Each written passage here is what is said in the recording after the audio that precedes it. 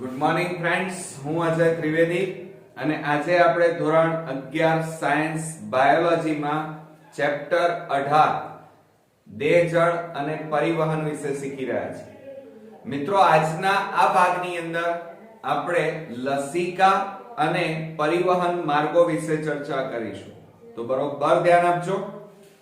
હવે સામાન્ય રીતે લસિકાને આપણે લિમ્ફ તરીકે ઓળખીએ છીએ અને આ લસિકાનું નિર્માણ કેવી રીતે થાય છે તો એના ઉપર નજર મારીએ તો આપણા શરીરની આ રુધિર વાહિની જ્યારે કોષોની વચ્ચે, આ બધા કોષો છે અને એ કોષોની વચ્ચેથી જ્યારે પસાર થાય ત્યારે જુઓ અહીંયા આ રુધિર વાહિની જ્યારે કોષોમાં એને સ્પર્શ કરી અને જ્યારે પસાર થતી હોય ત્યારે નાની નાની નલિકાઓમાં વહેંચાય છે, ત્યારે એમાં વહન પામતું રુધિર ખૂબ જ દબાણપૂર્વક વહન પામે।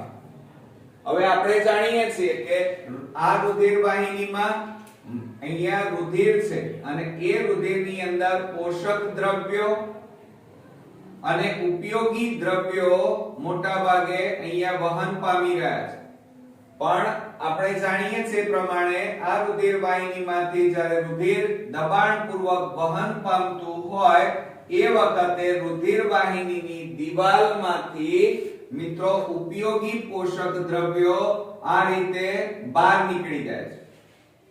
બહાર એટલે કોષોની વચ્ચે આ જે જગ્યા છે એ જગ્યાને આંતરકોષીય અવકાશ કહેવાય।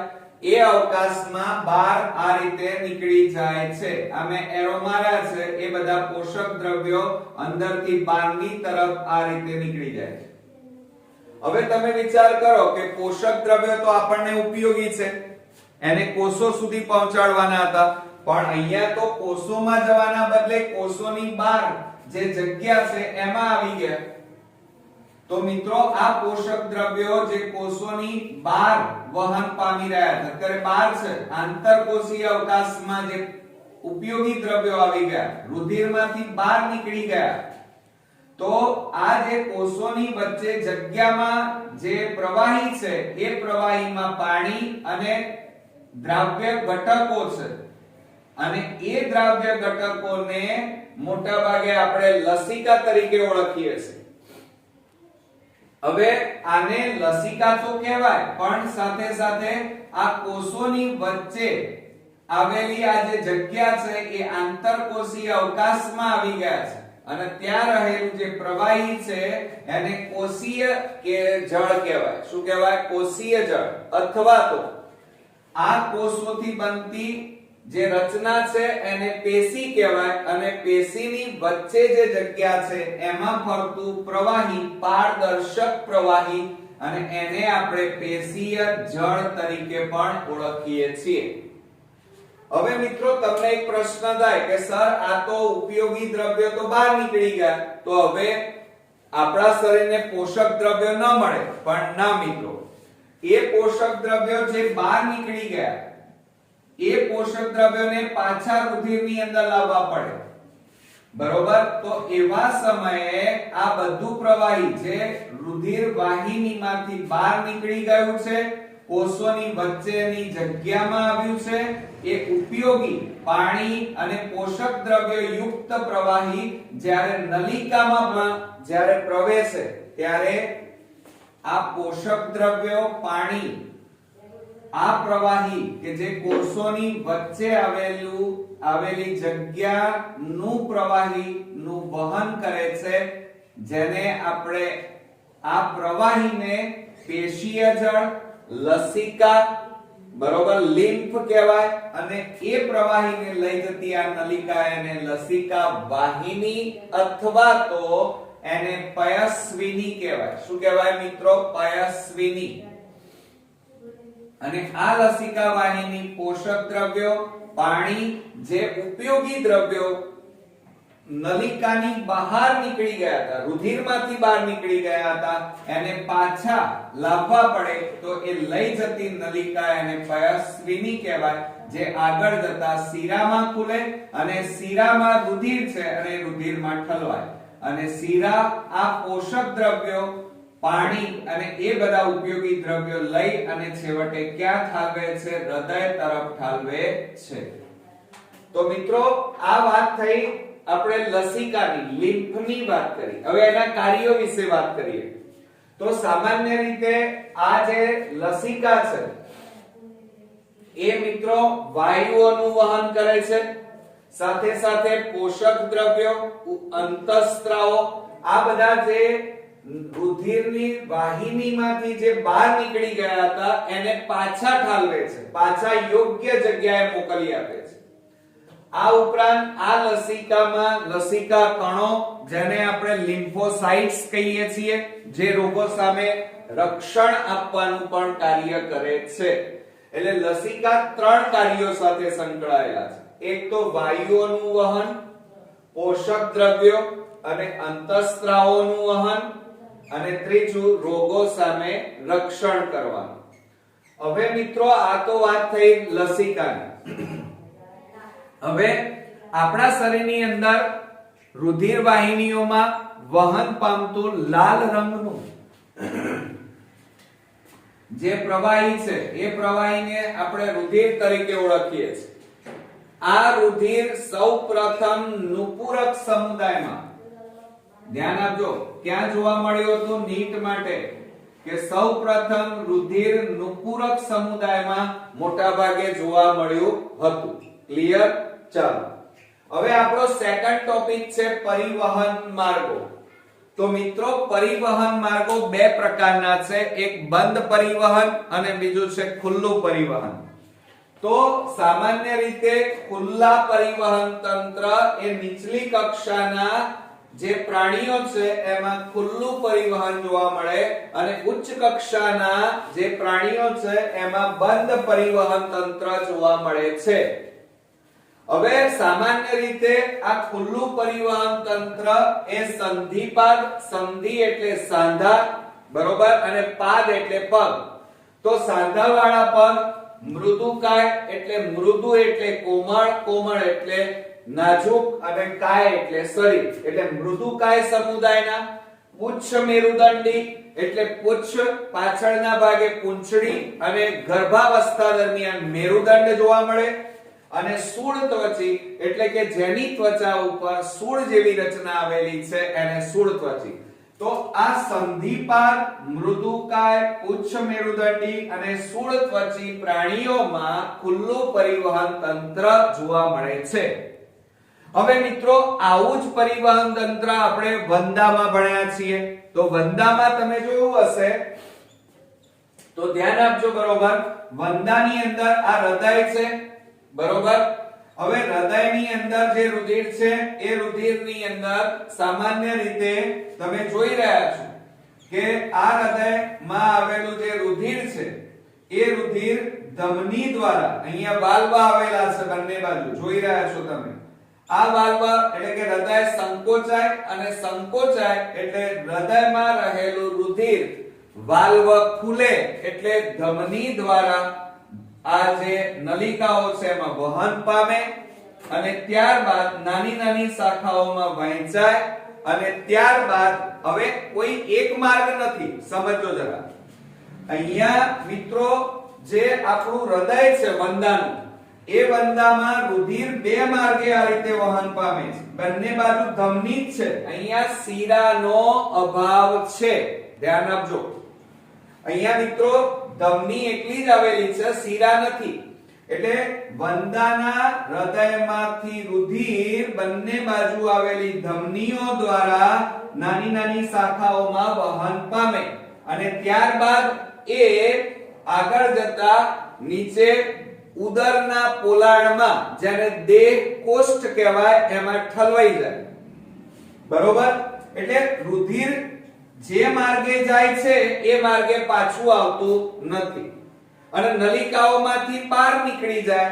અહીંયા જુઓ, આ હૃદયમાંથી ધમની દ્વારા રુધિર નીકળ્યું, નલિકાઓમાંથી નીચે ઠલવાઈ જાય છે. નીચે એટલે ઉદરનો ભાગ, એને દેહ કોષ્ઠ કહેવાય.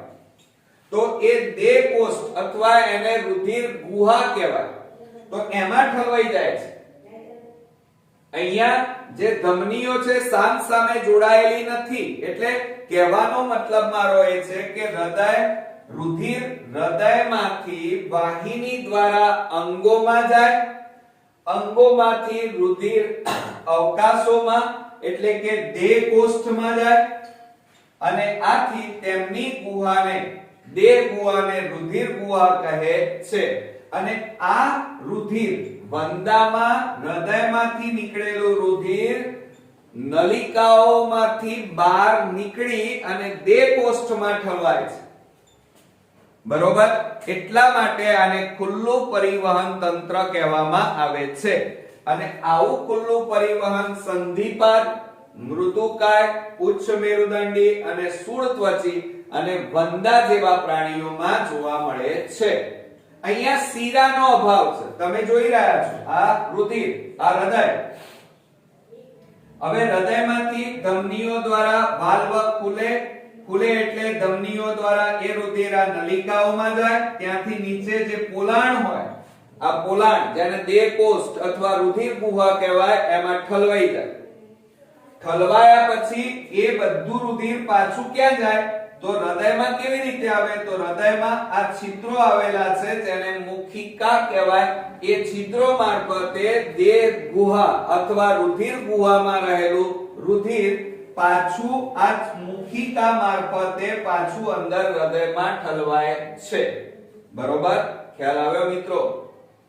હવે બંધ પરિવહનની વાત કરીએ તો બંધ પરિવહન તંત્ર એ નુપુરક સમુદાય, મેરુદંડી પ્રાણીઓ, અળસિયા અને માનવીમાં જોવા મળે છે.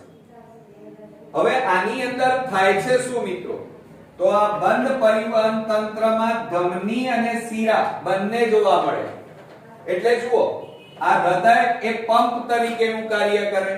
તો હૃદયમાં રહેલું શુદ્ધ રુધિર ધમની દ્વારા, આ વાલ્વ ખુલે એટલે ધમની દ્વારા બહાર નીકળે, ત્યાંથી નાની નાની નલિકાઓમાં, નલિકાઓમાંથી અંગોમાં, અંગોમાંથી પાછું નલિકા, આ જે અશુદ્ધ રુધિર લઈ જતી નલિકા એને શિરા વેઇન કહેવાય. અને એ શિરા મારફતે વાલ્વ ખુલે એટલે પાછું રુધિર ક્યાં ઠલવાય? હૃદયમાં. એટલે એનો મતલબ એ થયો કે માનવી અને અળસિયા જેવા પ્રાણીઓમાં રુધિર નલિકાઓની અંદર જ ફરે છે, બહાર નીકળતું નથી. એટલા માટે એને બંધ પરિવહન તંત્ર કહેવાય. જુઓ, હૃદયમાંથી ધમનીમાં, ધમનીમાંથી અંગો, અંગોમાંથી શિરા, શિરામાંથી પાછું હૃદયમાં. એટલે રુધિર અહીંયા નલિકાઓની બહાર નીકળ્યું નહીં, માટે આને બંધ પરિવહન તંત્ર કહેવાય. જ્યારે અહીંયા ખુલ્લા પરિવહન તંત્રમાં તમે જુઓ, હૃદયમાંથી રુધિર એક માર્ગ બાજુ નીકળે છે, અહીંયા બંને બાજુ ધમનીઓ દ્વારા નીકળે, નલિકાઓમાં જાય, અંગોમાં, અને ત્યાંથી ક્યાં જતું રહે? પાછું હૃદયમાં નથી આવતું, પણ રુધિર ગુહામાં ઠલવાય છે. એટલે જુઓ, વચ્ચે અહીંયા જગ્યા છે, અહીંયા ક્યાંય જગ્યા દેખાય છે? ના, બધી નલિકાઓ સામ સામે જોડાયેલી છે. જોયું તમે? જ્યારે અહીંયા જુઓ બરોબર ધ્યાનથી, તો અહીંયા વચ્ચે અવકાશ છે, નલિકાઓ છૂટી પડી ગઈ છે, એટલે બધું રુધિર બહાર નીકળી જાય. બરોબર, અને બહાર નીકળેલું રુધિર પાછું આ હૃદયમાં કયા માર્ગે આવશે? મુખિકા દ્વારા દાખલ થાય છે. એટલે એનો મતલબ કે અહીંયા બંધ પરિવહનમાં રુધિર નલિકાઓની અંદર જ ફરે છે. જ્યારે ખુલ્લામાં શું થાય છે? હૃદયમાંથી નીકળેલું રુધિર નલિકાઓમાંથી બહાર નીકળી જાય છે, માટે આને ખુલ્લું, જ્યારે આને બંધ પરિવહન તંત્ર કહેવાય. ક્લિયર? આકૃતિ ખ્યાલ આવી મિત્રો? અચ્છા, હવે મિત્રો પરિવહન માર્ગોમાં મોટા ભાગે હૃદય જુદા જુદા પ્રાણીઓમાં જુદું જુદું જોવા મળે. એટલે એમાં હૃદયમાંથી રુધિરનું વહન જુદી જુદી રીતે થાય છે. તો એમાં ત્રણ ભાગ પડશે. એક બેવડું પરિવહન જેને દ્વિપરિવહન કહેવાય, એક વડું પરિવહન જેને એકલ પરિવહન કહેવાય, બીજું છે અપૂર્ણ અથવા અપૂર્ણ બેવડું પરિવહન. આ રીતે ત્રણ ભાગમાં વહેંચાય છે. એટલે પરિવહન ત્રણ પ્રકારના છે. એટલે મિત્રો પહેલું છે બેવડું પરિવહન, બીજું છે એક વડું પરિવહન, ત્રીજું છે અપૂર્ણ બેવડું પરિવહન.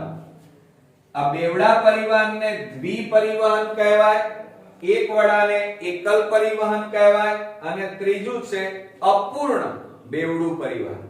તમને એમ થશે કે આ બંને સરખા છે, ના. જુઓ આ ફક્ત બેવડું પરિવહન છે, જ્યારે આ કેવું છે? અપૂર્ણ બેવડું પરિવહન. તો હવે મિત્રો આપણે પહેલું ભણવા જઈ રહ્યા છીએ બેવડું પરિવહન. બરોબર ધ્યાન આપજો. હવે આ બેવડું પરિવહન અથવા દ્વિપરિવહનમાં ધ્યાન આપજો એ ક્યાં જોવા મળે, કોનામાં જોવા મળે? તો નીટ માટે ધ્યાન આપો. મગર, પક્ષીઓ અને સસ્તન એટલે આપણા જેવા પ્રાણીઓમાં જે રુધિરનું પરિવહન છે એ બેવડું પ્રકારનું પરિવહન જોવા મળે છે. ક્લિયર? હવે એમાં જુઓ થાય છે શું, તો બરોબર ધ્યાન આપજો. હું અહીંયા તમને કાચી આકૃતિ દોરીને સમજાવું છું. આ બે કર્ણકો, આક્ષેપક, બરોબર. હવે જુઓ તો થાય છે શું, એટલે માનવમાં, સસ્તનમાં, પક્ષીઓમાં, મગરની અંદર જે હૃદય છે એ ચતુષ્ખંડી છે, 4 ખંડ વાળું, જેમાં ઉપરના ભાગે કર્ણકો, નીચેના ભાગે ક્ષેપકો. હવે આ જે છે જમણું કર્ણક, ધ્યાન આપજો. આ જમણું કર્ણક, જમણું ક્ષેપક, ડાબું કર્ણક, ડાબું ક્ષેપક. હવે મિત્રો સૌપ્રથમ રુધિર અગ્ર મહાશિરા, આ ઉપરના ભાગે આવેલી છે એને અગ્ર મહાશિરા, અને નીચે ભાગે આવેલી છે એ પશ્ચ મહાશિરા કહેવાય. એ બંનેમાંથી અશુદ્ધ રુધિર એ આ જમણા કર્ણકમાં ઠલવાય. ક્યાં ઠલવાયું? જમણા કર્ણકમાં. ધ્યાન આપજો.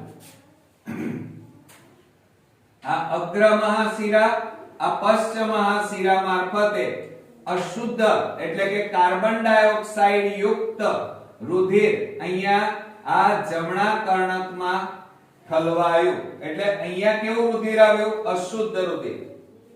હવે એ અશુદ્ધ રુધિર જમણા ક્ષેપકમાં જશે, પણ એ બંનેની વચ્ચે અહીંયા વાલ્વ આવેલા છે. અહીંયા હવે એ વાલ્વને ત્રિદલ વાલ્વ કહેવાય. એ વાલ્વ ખુલે એટલે જમણા કર્ણકનું અશુદ્ધ રુધિર જમણા ક્ષેપકમાં આવે. હવે આ જમણા ક્ષેપકમાં આવેલું આ અશુદ્ધ રુધિર, CO2 યુક્ત રુધિર હવે જશે ક્યાં મિત્રો? તો અહીંયાથી એ ક્યાં જશે? ફેફસામાં જાય. એટલે અહીંયા તમે આ રીતે લોટા જેવી રચના આવેલી હોય જેને ફુસ્ફુસ કાંડ કહેવાય. આ ફુસ્ફુસ કાંડ મારફતે રુધિર જશે ક્યાં? ફેફસામાં. ફેફસાને CO2 આપી દેવાનો, ઓક્સિજન લઈ અને એ રુધિર કેવું બનવાનું? શુદ્ધ બને. અને એ શુદ્ધ રુધિર કોણ લઈ જાય? ફુસ્ફુસ શિરા મારફતે ડાબા કર્ણકમાં ઠલવાય. એટલે જુઓ ડાબા કર્ણકમાં કેવું આવ્યું? ઓક્સિજન યુક્ત શુદ્ધ રુધિર આવ્યું. અને એ શુદ્ધ રુધિર પાછું અહીંયા દ્વિદલ વાલ્વ અથવા મિત્રલ વાલ્વ ખુલે એટલે ડાબા કર્ણકનું રુધિર એ આ ડાબા ક્ષેપકમાં આવે, જે શુદ્ધ રુધિર આવ્યું. ઓક્સિજન યુક્ત કહેવાય, શુદ્ધ એટલે.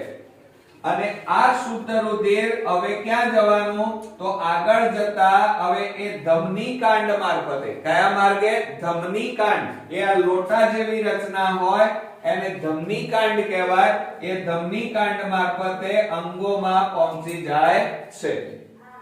એટલે મિત્રો તમે જુઓ અહીંયા તમારે સમજવાનું શું છે? એક વખત રુધિર અંદર આવ્યું, બહાર ગયું, અંદર આવ્યું, બહાર ગયું. એટલે બે વાર અંદર આવે છે, બે વાર બહાર. ફરીથી જુઓ, આ પહેલી વાર અંદર આવ્યું, અંદર આવ્યું, હવે ક્યાં જાય છે? બહાર. પછી અંદર, અંદર, હવે બહાર. એટલે બે વાર અંદર, બે વાર બહાર જાય છે. માટે આવા પરિવહનને બેવડું પરિવહન કહેવામાં આવે છે. તો જો હૃદયમાં રુધિર બે વખત પ્રવેશતું હોય તો તેને બેવડું પરિવહન કહેવાય.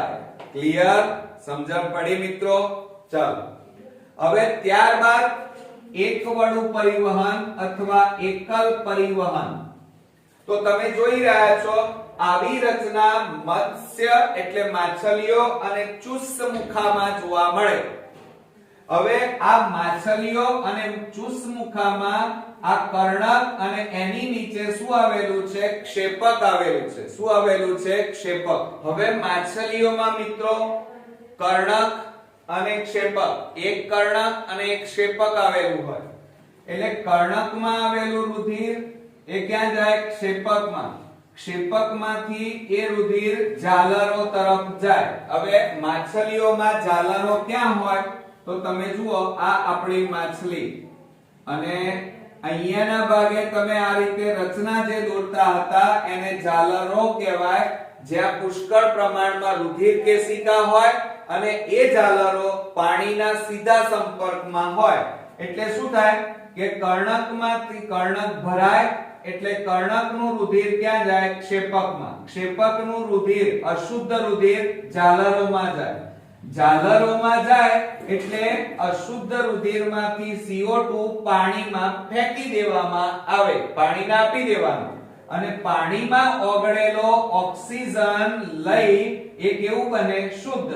અને એ શુદ્ધ રુધિર પેશીઓ મારફતે ક્યાં પહોંચે? કોષોને આપવાનો અને કોષોમાંથી કયો લેવાનો? CO2. અને CO2 લઈએ એટલે રુધિર કેવું બને? અશુદ્ધ. અશુદ્ધ રુધિર કર્ણકમાં, કર્ણકમાંથી ક્ષેપક, ક્ષેપકમાંથી જાલર, જાલરમાંથી આ રીતે રાઉન્ડ ફરે જાય છે. એટલે એક જ રાઉન્ડ ફરવામાં આવે છે. એટલે જો હૃદયમાં રુધિર એક જ વાર પ્રવેશે છે, જુઓ એકવાર એક આખું ચક્ર પૂરું થાય એટલે એક જ વાર આવે. એટલે જો હૃદયમાં રુધિર એક જ વખત પ્રવેશતું હોય તો તેને એકલ પરિવહન કહેવાય. અને આવી રચના મત્સ્ય એટલે માછલીઓ અને ચુસ્સમુખામાં જોવા મળે છે. ઓકે, ચાલો. ત્યાર પછી અપૂર્ણ બેવડું પરિવહન. હવે અપૂર્ણ છે, બેવડું પરિવહન છે ખરું પણ અપૂર્ણ મિત્રો. બે વખત પ્રવેશે, બે વખત બહાર નીકળે પણ તેમ છતાં અપૂર્ણ બેવડું પરિવહન છે માનવની જેમ. પણ માનવમાં હૃદય 4 ખંડનું હતું. અહીંયા સરીસૃપ અને ઉભયજીવી એટલે કે દેડકા જેવા, ધ્યાન આપજો બરોબર, દેડકા જેવા ઉભયજીવી જે પ્રાણીઓ અને સાપ સરીસૃપ જેવા આ બધાની અંદર મોટા ભાગે હૃદય ત્રિખંડી હોય છે. જો અહીંયા આકૃતિ મેં દોરી છે 3 ખંડો વાળું. એટલે કે દેડકા જેવા ઉભયજીવી અને સરીસૃપ પ્રાણીઓમાં 2 કર્ણકો અને 1 ક્ષેપક હૃદયમાં આ ત્રિખંડી રચના જોવા મળે છે.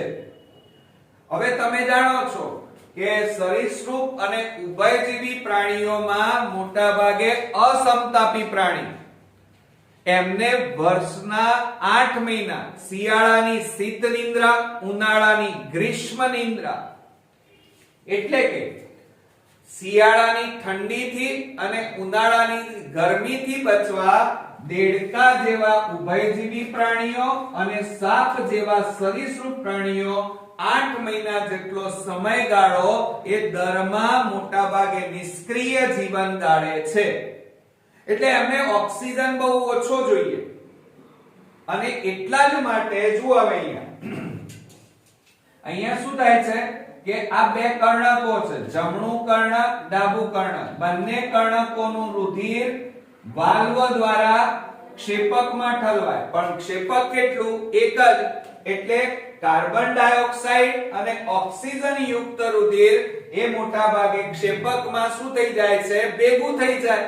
એટલે ક્ષેપકમાં જે રુધિર આવે કેવું થઈ જશે? મિશ્ર રુધિર થાય.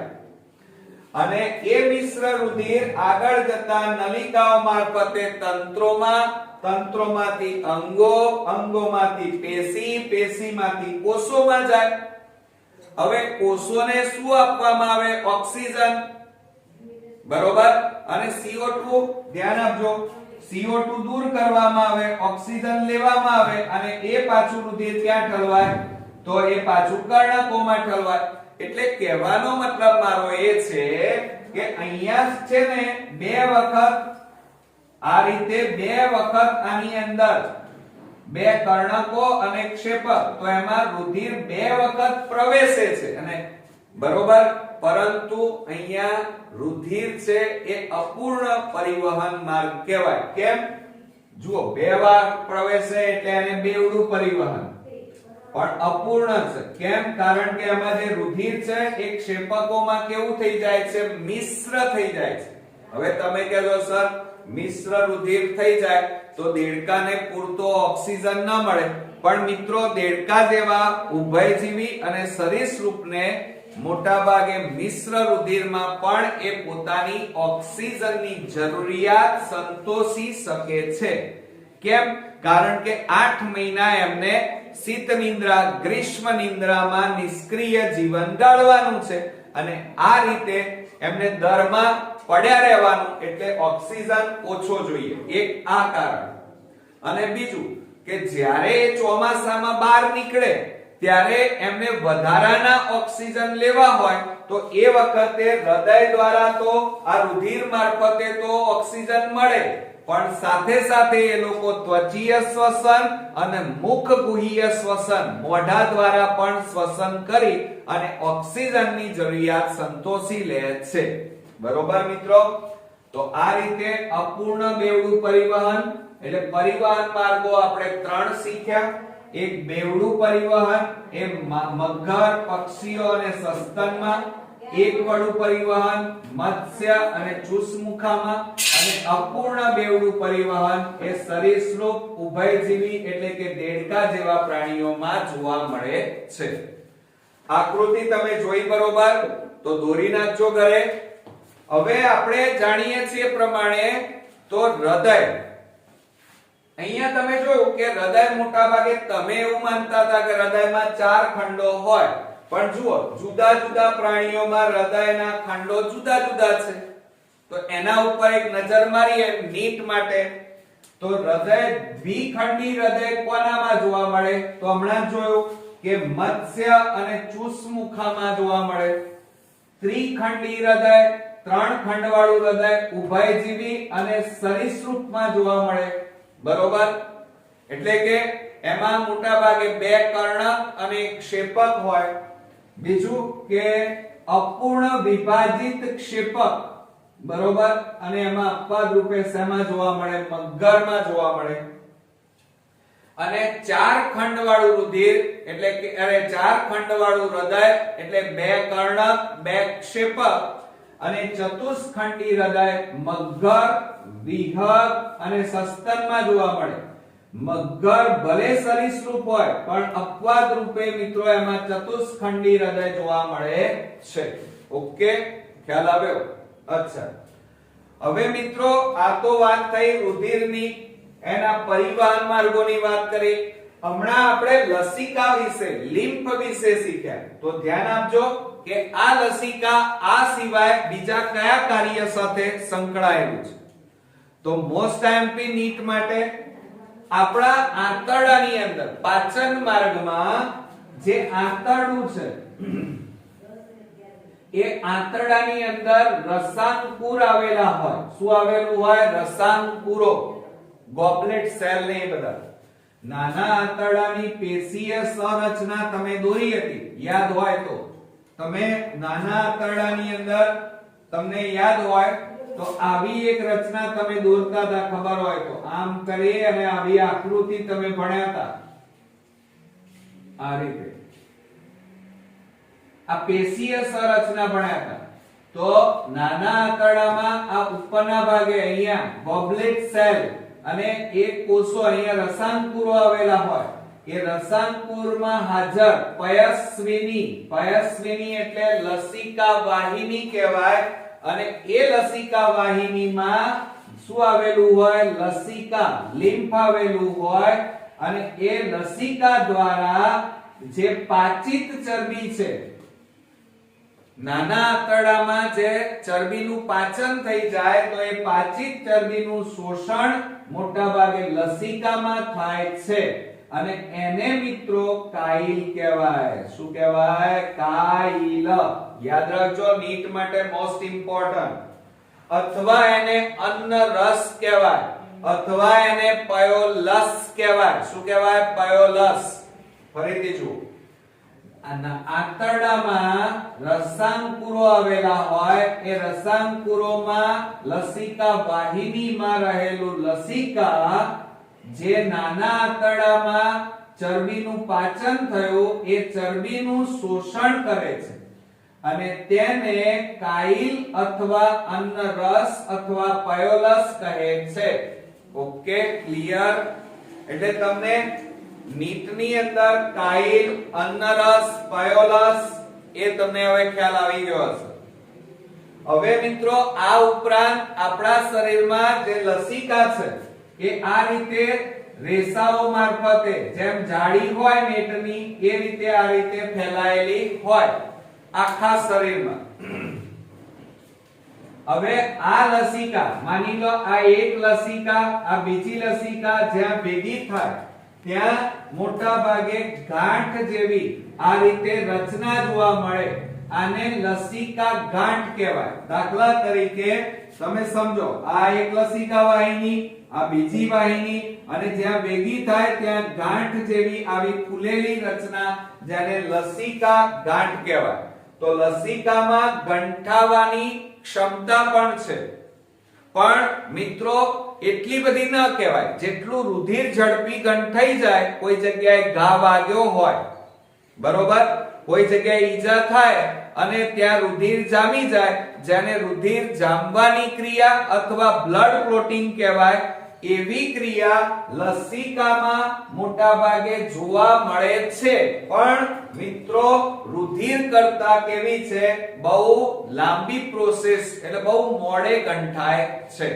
એટલે લસિકામાં ગંઠાવાની ક્ષમતા ધરાવે છે, પણ ગંઠાવાની ક્રિયા રુધિર કરતા વધારે સમય લે છે.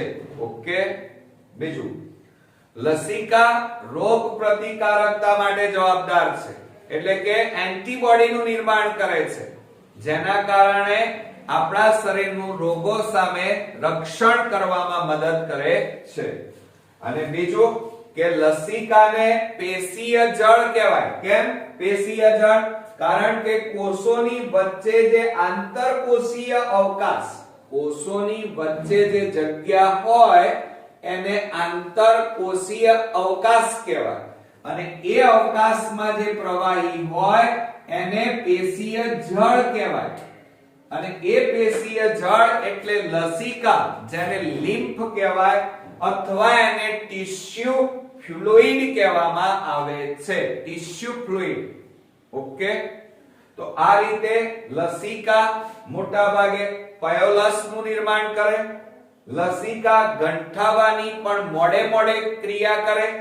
ત્રીજું, લસિકા રોગ પ્રતિકારક શક્તિ સાથે સંકળાયેલો. અને આ ઉપરાંત કોષોની વચ્ચે, પેશીઓની વચ્ચે જે જગ્યામાં આવેલું પ્રવાહી, જેને પેશીય જળ, લસિકા, લિમ્ફ અથવા તો એને ટિશ્યુ ફ્લુઇડ કહેવામાં આવે છે. તો મિત્રો આજના આ ભાગની અંદર આપણે લસિકા વિશે શીખ્યા. તે ઉપરાંત પરિવહન માર્ગ, જેમાં ખુલ્લું પરિવહન, બંધ પરિવહન તંત્ર જોયું. પરિવહન માર્ગો એમાં 3 જોયા: બેવડું પરિવહન, એકવડું પરિવહન અને અપૂર્ણ બેવડું પરિવહન. અને આ ઉપરાંત લસિકાના અગત્યના કાર્યો વિશે શીખ્યા. તો નેક્સ્ટ વિડિયોમાં પાછા નવા ટોપિક સાથે પાછા ફરી મળીએ. ત્યાં સુધી ગુડ નાઇટ ફ્રેન્ડ્સ.